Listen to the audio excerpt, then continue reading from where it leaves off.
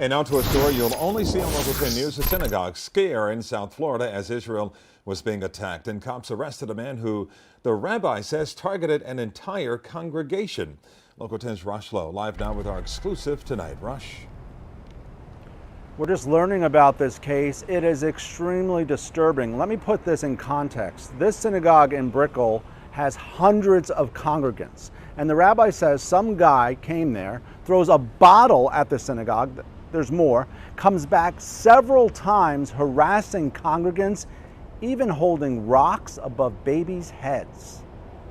Look at this guy outside a synagogue in Brickell Saturday morning. He walks right up to the building, winds up and throws some type of object right at the front door.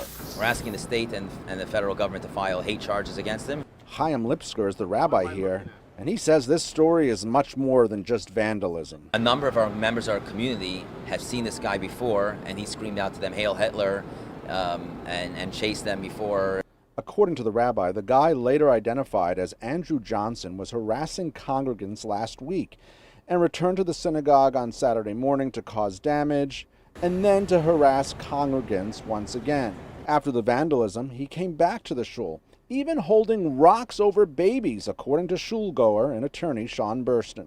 He came back 3 times in one day. On the last time, we finally found him waving a stone in the faces of congregants while they're holding their children. And all this happened Saturday, the same day of the Hamas attack on Israel and the final day of the Jewish holiday of Sukkot.